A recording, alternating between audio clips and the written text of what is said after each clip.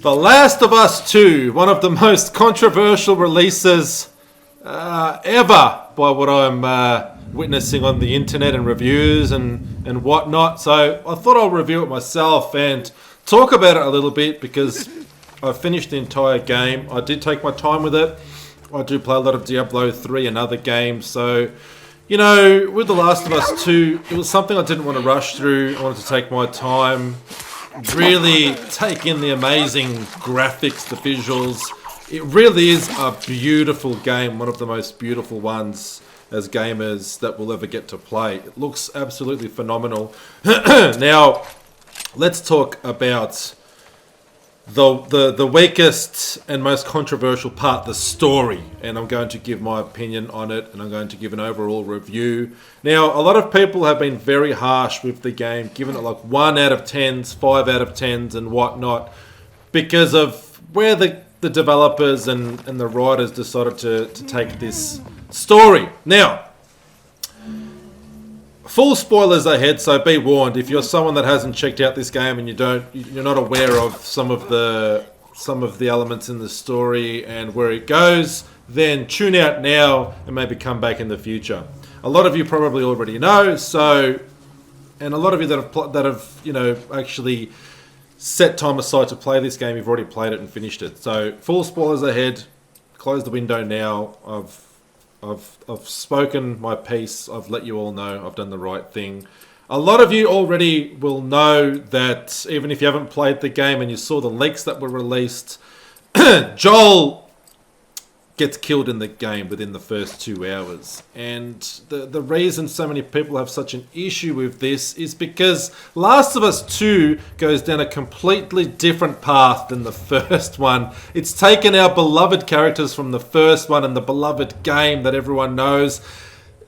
They played so many hours and invested so much time into the story, into Joel, into Ellie. You know, it touched the hearts of gamers around the world. It was truly beloved, and everyone could absolutely, they were emotionally invested into the characters, into Joel and Ellie specifically. This one goes in a completely different direction. It's dark, it's brutal, it's violent, it's tragic. Definitely tragic is the key word there that pokes out at me. Tragic for sure. And the main character who you play as in the first game gets killed off here in the first 2 hours. So we do play as Joel at the very start. It's not very long. You're on horseback most of the time. And if you're someone that really grew attached to the relationship between Joel and Ellie in the first game, you're going to be so disappointed with part 2. It's not even funny because they just destroy everything the first game built. Everything. It's just destroyed. Even Ellie, her personality is completely different. She is really bitchy towards Joel. It's like there's so much hatred towards Joel, and you don't really know why. Sure, Joel did save her life when the Fireflies were going to, develop a vaccine, but it was going to kill her. Joel, understandably being like a father figure, didn't want her to die, saved her, and she just became so shitty at him because he saved her life. I understand where she's coming from in a way, but damn, she's just so hostile towards Joel, and it's just very out of character. I mean, they could have done the whole hostility sort of thing for a little while, but then turned it around. But instead, she's like shitty at him the whole game. But then all of a sudden, when he gets killed, she wants to leave her peaceful life with her new girlfriend, Dina, I think her name was, and set out on this big revenge mission. It's like, well, if she's so shitty at him, and it's perceived as though she hates him now and can't stand him at all, then when he dies, everything changes and she wants to go on this big revenge vendetta mission and risk her life and risk having a peaceful existence. It already kind of is a weak point. There's no motivation for Ellie to do that because they decided that Ellie hates Joel. So that doesn't make sense for starters. And what people are most pissed off about is the way that Joel was killed in the first 2 hours of the game by a character that nobody wanted to play as, Abby. Abby's a cool character and everything, and she has her own reasons for killing Joel, and that might have been it might have worked a lot better if that happened at the very end of the game. Somehow they could have twisted it in there, but no, they do it at the start of the game, and then they make you play as Abby for the second half of the game. So first half you're playing as Ellie on this revenge mission for Joel, and then second half you're playing as Abby, and it's great to get to know the story of Abby. I didn't mind that at all, but it would have worked better if they did maybe a spin-off game, The Last of Us Abby's story, or The Last of Us Abby Firefly story, like something different. It just, they took something so beloved, so treasured by gamers that had their hearts touched by the first game, and waited 7 years for the sequel, expecting another sort of duo of Joel and Ellie continuing on their story about them two. Instead, it goes in a complete other direction, makes you play as another character, and Joel is killed, the main character from the first game. So I didn't really like that in the story.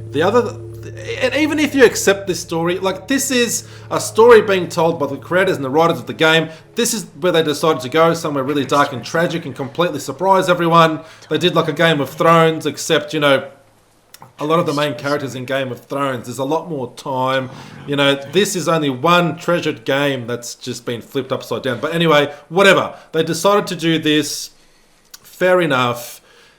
I did enjoy playing as Abby. I personally wish they didn't kill off Joel in that way, and I still wanted to continue the Joel and Ellie relationship from the first game, and I didn't really want it to be flipped upside down like this, but it is what it is. The story is being told, and we are just in for the ride. What a ride it is. The game's phenomenal. I'm going to get to that in a second. I'm just covering off the story part of the game. I could go on about it forever, but I'll finish soon, I promise. So that's the main thing people were pissed off at. The other thing that I didn't like, with the whole Joel death aside and playing as Abby, whatever, that's what they decided to do. What I didn't like was, alright, first of all, Abby spares Ellie twice. Not once, but twice in the game. The first time she gets her revenge on Joel because Joel killed her father. Yeah, whatever. If someone killed my father, I'd want to kill that person too and go on a revenge mission. And, you know, mission accomplished. She spared Ellie. That's understandable. Then Ellie goes on this cross-country massive journey to find Abby and kill her. Doesn't find her, but instead kills all those closest to Abby, being Owen and Owen's new girlfriend who's pregnant. I forget her name. Let's call her Mel. It might have been Mel. I can't remember now.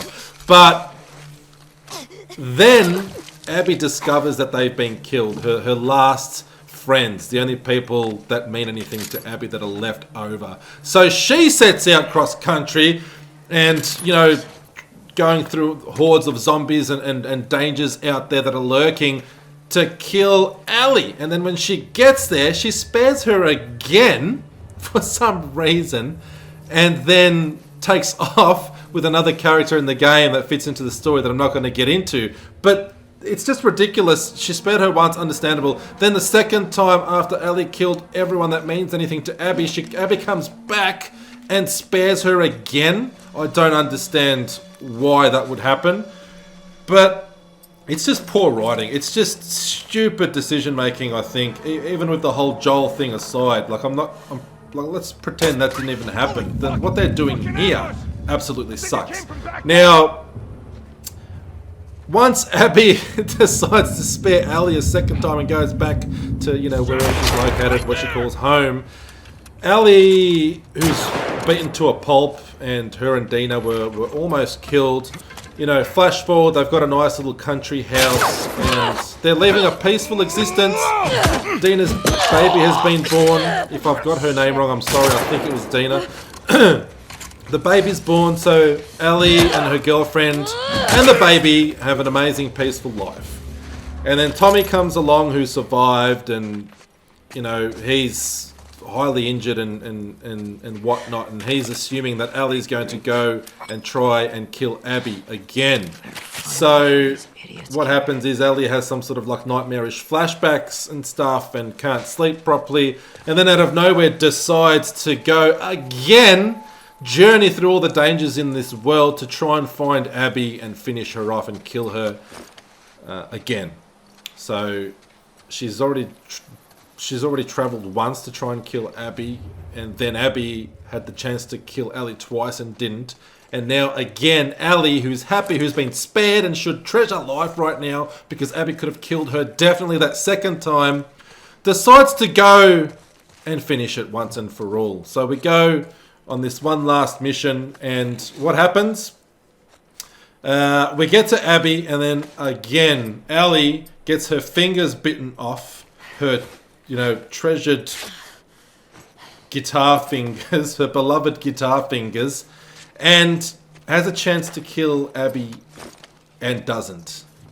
So we've just got this mishmashing of these characters going through all these dangers and having every reason in the world to kill one another, and they decide not to. And the last one with Ellie again deciding to spare Abby is just the most ridiculous one. And now she goes back home after all that. Dina and the baby have left because, Dina's just had enough of her shit and just can't tolerate Ellie's thirst for revenge all the time, and she just wants to feel safe and just live a peaceful existence. So they've left, and then Ellie tries to play the guitar that Joel left her. She can't play it properly because she's missing 2 fingers, and now she's lost everything.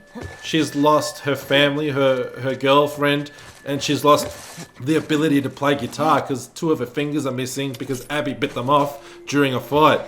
And then she spares Abby anyway. It's just so stupid. It would have made more sense if she ended up killing her and then came back, lost her family, lost her fingers, but hey, she got the revenge that she went out to seek. It's just so ridiculous, that part of the story. And obviously the Joel part that a lot of people don't like. I wasn't a fan either, but hey, the story's being told. I accepted that part, but just the other parts I don't accept. There's a lot of flashbacks in the story as well that kind of become confusing and irrelevant. I did love the Ellie and Joel flashbacks, especially the museum flashback. That was really a throwback to what made the first game so great and so beloved. I loved that. Those were probably the best flashbacks for sure, and the best parts in this game. So they're the weaknesses in the story. It's taken me over 10 minutes to go through them. But the gameplay, the graphics, first of all, are absolutely gorgeous. 4K HDR looks absolutely phenomenal. And this is some of my gameplay towards the end of the game that I'm just displaying in the background. I'm not playing right now. This is already pre-recorded. And it plays a lot. The game plays a lot like the first one. Very similar. I think there's a lack of clickers. There's a lack of zombies. I think we should have had a lot more zombie action in this game as opposed to so much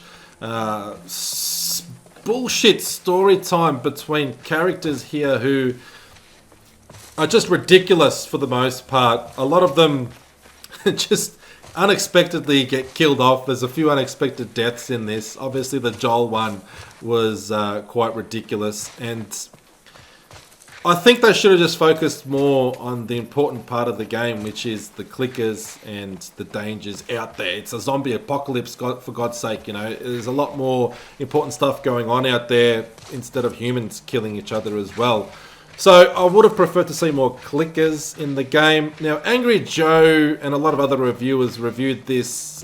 They gave it quite a low score based upon the story alone. I mean, the game, you can't deny, looks beautiful. The gameplay works well. It's very, very smooth. It's polished. Some of the, puzzle solving involved. We have to find safes and things like that. It's all a lot of fun. I loved journeying through this world. I loved exploring this world and even just breaking car window. Look at it. It looks beautiful. The attention to detail is amazing. The way throats are slit, the way you take ammunition from a gun on the ground. You can actually see the bolt come off, and it looks incredible. They've done a great job making this game. It's just, for me, the story and the lack of zombies is the weakest. And unlike Angry Joe, who gave this a 6 out of 10, I don't think with the story, the story is definitely important in a game like this that's so story driven, especially based on such a strong game like the first one that's so beloved. So it definitely should lose points, but I don't think it should lose half or more. So, like Angry Joe, for instance, who I go to for most of my reviews, and I agree with him for the most part with almost everything, including movie reviews. 9 out of 10 times, he's spot on. I think he was a bit too harsh with this, because this game was awesome. I loved playing it, every second of it, apart from some of the questionable story decisions and some of the writing involved. Apart from that, the game was just beautiful to play. As you can see here, the throat being slit, it's just gruesome graphic stuff, and very, very realistic. I loved having to scavenge items and craft and all that sort of stuff. That was all amazing. I love that sort of stuff, that sort of attention to detail in a game. So I just think people have been overly harsh on it. It's definitely not a perfect 10 out of 10 or a 13 out of 13, simply because the story elements that they've gone with, and also the lack of danger from zombies, in my opinion. It's a post-apocalyptic zombie game. We should have more zombies in there. There's some really great encounters with them, but not enough if you ask me. They focused a bit too much on the humans. Surely there'd be more worry about the zombies killing you than other humans. Like we see here, we're killing other humans. It's almost like they're not too worried about the clickers out there. So, you know, I'm not going to give this a ridiculously low score because I was disappointed with the story. I'm reviewing the game in whole. It definitely loses points for the story, but not like 4 or 5 points. For me, it's probably 2. So everything else in the game is incredible. It plays absolutely amazing. It's so polished. The visuals are incredible. The attention to detail is top notch. And We're not alone here. me personally, I guess I have to give The Last of Us 2 a very well deserved 11 out of 13 on my evil scale out of 13. I think people are being overly harsh on the game. I do agree with people that they made some big mistakes here with the writing and the story, where they decided to go with the story. 100% guarantee, but I don't think it deserves like a 1 out of 10 or a 5 out of 10. Just because the story doesn't go where the viewer, or the game player, the gamer, doesn't want it to go. You can't always... do you want the first game all over again? It decided to go somewhere different. I'm glad it went somewhere different. It just could have been a lot smarter. It could have made much wiser decisions as far as the story goes. So that's it. 11 out of 13. I enjoyed playing this. I loved it. I will probably play it again. However, I also think what it lacks is some sort of system to identify where collectibles are and a way to backtrack so you can get the collectibles and work on your achievements or trophies that doesn't require you to start a new game and play through the whole thing again. I think there should be an easier way. There should be some maybe maps that you could buy or ways to track where collectibles are hidden, and you just have to figure out how to get to that location. For instance, listen mode, where you identify where other hostile creatures and characters are in the game that you need to kill. Why can't that also identify where collectibles and special items are, like safes? And, you know, Ellie collects those trading cards, Abby collects coins. Why? You should be able to track those as well, and then they should make a challenge as to figure out how to get to that area, whether it's upstairs or somewhere down below. That would be challenging enough just to figure out how to get there. They could, you know, figure out some sort of nice puzzle elements and things like that, as opposed to having to just come across them or look for them and not knowing where you're actually looking. So that is my review and thoughts on The Last of Us 2. I mean, leading up to the release, I was hearing so much about it, and, you know, to be honest, when the leaks were released, I actually did think about not purchasing the game because I was actually quite disappointed with what I was hearing and where the story was going to go. It was like, I was like everyone else, believe me, I was very angry, but then the reviews was coming in and people were talking masterpiece, and I knew the game would be enjoyable, so I just decided to get it the first day it came out and check it out for myself. So I strongly urge you, if you're someone that didn't purchase this based upon what most people are like, based on the negative reviews out there, and also based on the leaks and where the story goes. Sure, I understand your disappointment in the story, and it is true the leaks were 100% accurate with where the story goes.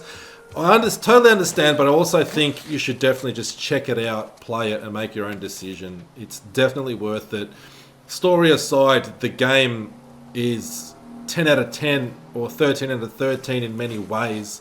It just, on such a story-driven game, you have to take away some points based upon the decision they decided to go with the writing and the story aspect. So, anyway, enough talking for me. It's definitely a game that requires a bit of time to talk about. There's so much going on, and you know, if you disagree with me and you hate this game, I totally understand. I get where you're coming from, absolutely. So just don't hate me, because I just did enjoy playing this, and you know, I did enjoy playing as Abby as well. Like I mentioned, it should have been maybe a spin-off story, and they could have continued on the whole Joel and Ellie thing. Either way, it is a great game, and it's worth checking out. Until next time, this is your creepy damn Uncle Bannick 13 out of here. Don't forget to subscribe, keep coming back, and I'll see you all again in the next video.